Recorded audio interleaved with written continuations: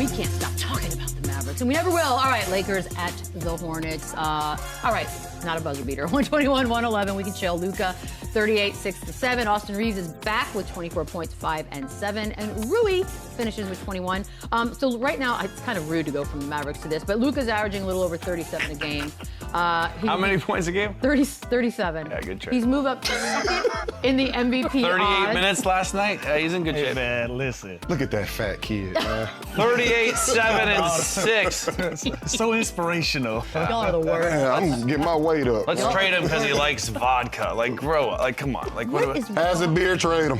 If you Likes don't, hookah, trade him. Y'all are mad at the wrong guy. I'm convinced of that. it's ridiculous. I'm mad at They the traded Mavericks. this guy. They traded him, Yeah, they did. and they didn't even shop it, Vito, and get like something. That's what I'm saying. You think Nico did that on his own? Nobody has that. Not on his green own. light. I don't think Nico Nobody did it on his has own. that. Obviously, he's the head of the snake when that's being the GM, but regardless, they're talking about him. I'm the so we're GM. gonna talk about him. You know what? If it's from the owner, Vito, and I'm a GM, I'm saying, please God, let's not do this. And I am Maybe he did. stopping that Hey, trade. the Lakers cruise to a win over the Hornets. Cool, they yeah, beat yeah, the yeah. Hornets. Shocker. Let's go back. Fine. Okay. More on the Mavericks. No. By the way, is there a way he beats SGA for like what would have to happen for him to beat SGA for MVP? Like realistically. The new GM of the Mavs trade him back to Dallas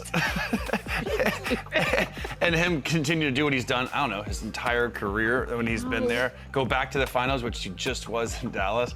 I think that would give him a good chance. It'd be a great feel-good story for him to go back there. It's a good story. He's having a good story.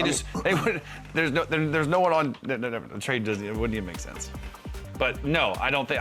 I think the Thunder this year are going to be so good. They're going to win so many games. I think it's going to be hard for a guy like Luka, a guy like Wemby, a guy like Giannis that are going to put up these gaudy, crazy numbers to get close to the MVP votes because they're going to win 68 games and he's going to have the similar numbers and that's going to outweigh these other solid teams versus the historically good team. So I think that's where SGA, like last year, it was SGA Jokic, but their team was so much better they gave him the nod. It's going to be the same thing this year to me. Go ahead, bro. I actually think he has a chance. I mean, I don't think anybody came in this season thinking the Lakers were going to be, at this point, the second best team in the West. I don't think that was anybody's expectation. So I think they continue to win. I think he has a great case at winning, especially if the numbers are supporting it. So I think he still has a really good chance. Obviously, it's a 1-2 thing with him and Shea. So winning games, that's the answer. Keep winning. And Shea got credit in the bank. Last year, he's the MVP. He wins the championship. It's his trophy to relinquish to somebody else, right? So for me, I feel like Luka has to go above and beyond. Like they almost got to beat out OKC for the top seed in the West. The numbers got to be better. They got to go on one of these crazy 12-0 runs. They got to do something loud. They got to do something gaudy. Like, because we're talking about just SGA. Think about how we speak about Wemby. Sure. Think about how we speak about Jokic and Giannis and all of these other different guys.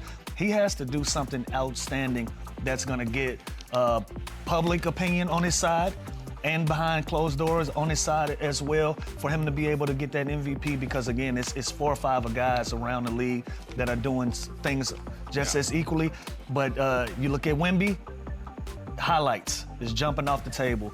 Jokic, he's a walking triple-double. You got Shea, again, he's the champion, and it's his MVP trophy. He has to do something above and beyond for him to go out and get that MVP from him. Yeah, it's not just numbers anymore, right? So many guys can score a bunch of points. If you're looking at impact, the most valuable player, like, to me, I think Wemby is the guy that could win it because he impacts both sides of the floor. He's going to win Defensive Player of the Year, and it's not even going to be close.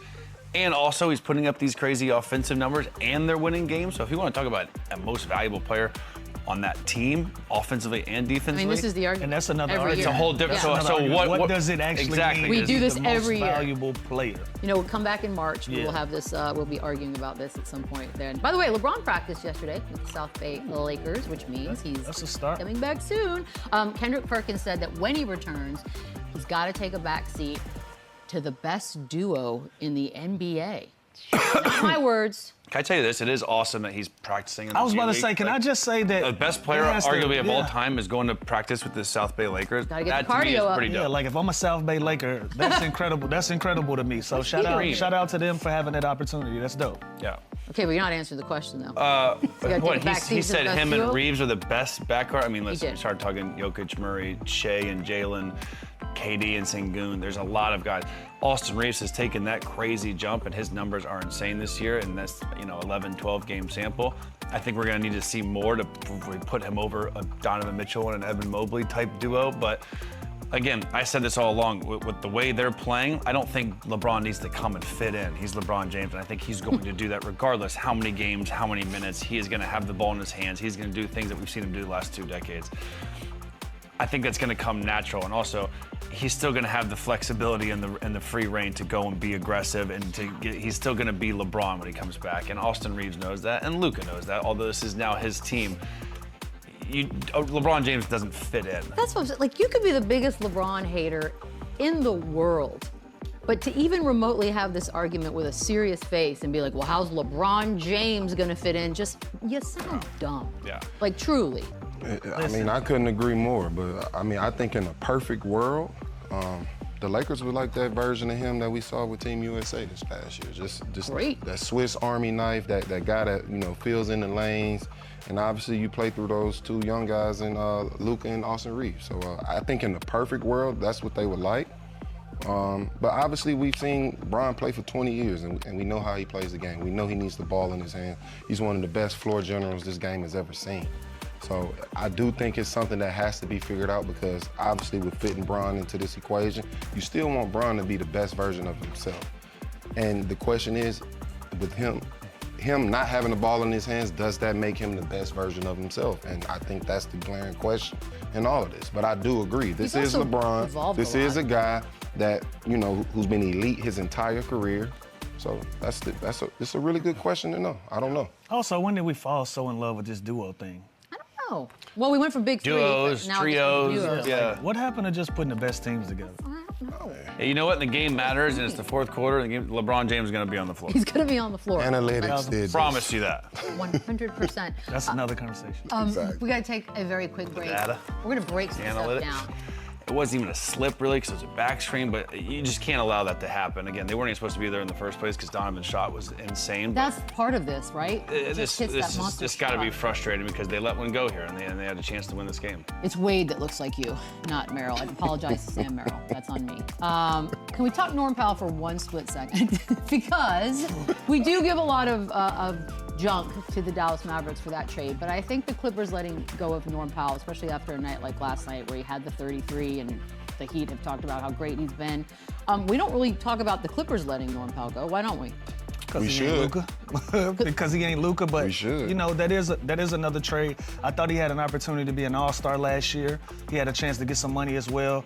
One of the 2 things didn't happen for him, and sometimes if you feel like you're not getting your just due, you want to go somewhere to be able to get your just due.